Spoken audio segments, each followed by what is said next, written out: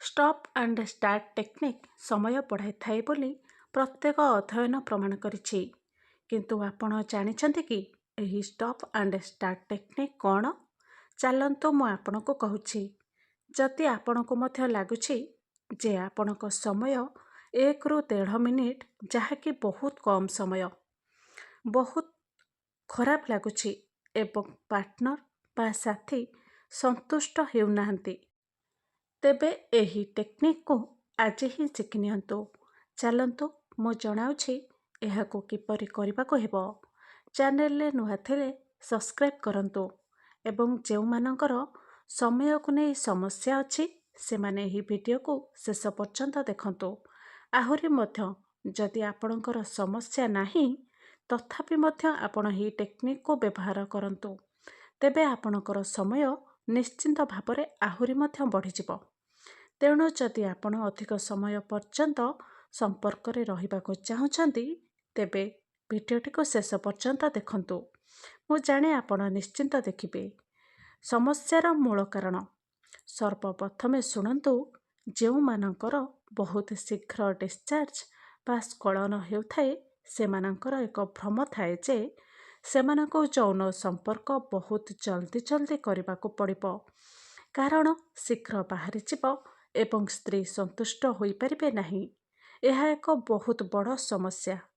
ପ୍ରଥମେ ଜାଣନ୍ତୁ ଯେ ଆପଣଙ୍କୁ ନିଜକୁ ରିଲାକ୍ସ ବା ଶାନ୍ତ କରିବାର ଆବଶ୍ୟକତା ଅଛି।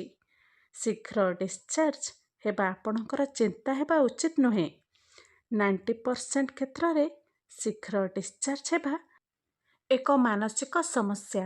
ଏହା କୌଣସି ଡାକ୍ତରୀ ସମସ୍ୟା ନୁହେଁ ଏବଂ ସେସବୁ ମଧ୍ୟରୁ ମୁଁ ଆପଣଙ୍କୁ ସବୁଠାରୁ ପ୍ରମୁଖ ଟେକ୍ନିକ୍ କହିଥାଏ, ତାହା ହେଉଛି ଷ୍ଟପ୍ ଆଣ୍ଡ ଷ୍ଟାର୍ଟ ଟେକ୍ନିକ୍। ଏହା କିପରି କରିବେ? ପ୍ରଥମ ଷ୍ଟେପ୍।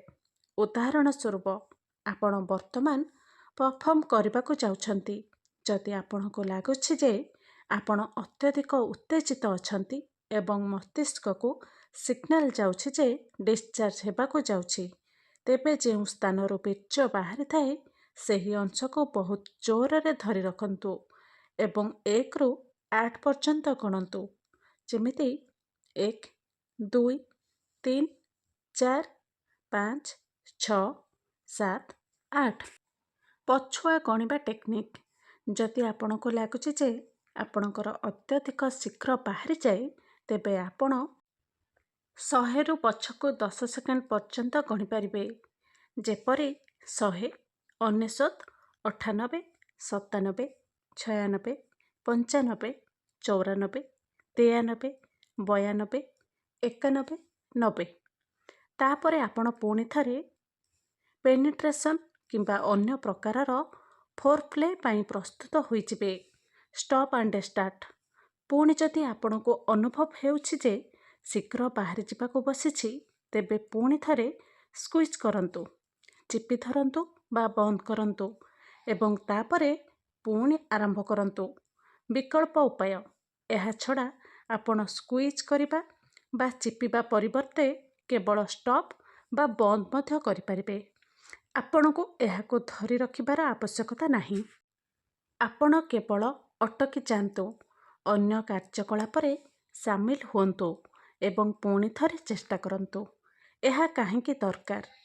ଏହିପରି ଭାବରେ ଛୋଟ ଛୋଟ ଗ୍ୟାପ୍ ବା ବ୍ୟବଧାନ ଦେଇ ଯେତେବେଳେ ଆପଣ ନିଜର ସେକ୍ସ ଟାଇମ୍କୁ ବଢ଼ାଇବେ, ତେବେ ଯେଉଁମାନଙ୍କର ପ୍ରି-ମ୍ୟାଚ୍ୟୁର ଇଞ୍ଜାକୁଲେସନ୍, ଶୀଘ୍ର ସ୍ଖଳନର ମାନସିକତା ଅଛି, ଯାହାକି କୌଣସି ଡାକ୍ତରୀ ସମସ୍ୟା ନୁହେଁ, ଏବଂ ଯଦି ଡାକ୍ତର ମଧ୍ୟ ଆପଣଙ୍କୁ କହିଦେଇଛନ୍ତି ଯେ ଭାଇ ତୋର କୌଣସି ସମସ୍ୟା ନାହିଁ, ସେମାନେ ନିଜ ମନକୁ ନିୟନ୍ତ୍ରଣ କରିପାରିବେ।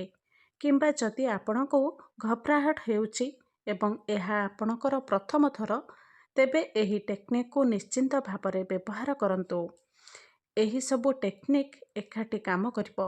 ଷ୍ଟପ୍ ଏବଂ ଷ୍ଟାର୍ଟ ଟେକ୍ନିକ୍ ସହିତ ସ୍କ୍ୱିଜ୍ ମେଥଡ଼। ଯେତେବେଳେ ବି ଆପଣଙ୍କୁ ଲାଗୁଛି ଯେ ଶୀଘ୍ର ଡିସଚାର୍ଜ ହେବାକୁ ଯାଉଛି, ସେତେବେଳେ ଏହାକୁ କରନ୍ତୁ। ଏହା ସହିତ ପଛୁଆ ଗଣିବା ମଧ୍ୟ ଆପଣଙ୍କର ସମୟ ବଢ଼ାଇବାରେ ସାହାଯ୍ୟ କରେ। ଏହି ସବୁ ଟେକ୍ନିକ୍କୁ ମିଶାଇ ଆପଣ ନିଜର ସମୟ ନିଶ୍ଚିନ୍ତ ଭାବରେ ବଢ଼ାଇ ପାରିବେ। ପ୍ରତ୍ୟେକ ରିସର୍ଚ୍ଚ ଏବଂ ପ୍ରତ୍ୟେକ ଡାକ୍ତର ଆପଣଙ୍କୁ ଏହି ଟେକ୍ନିକ୍ ବିଷୟରେ ନିଶ୍ଚିନ୍ତ ଭାବରେ କହିଥିବେ।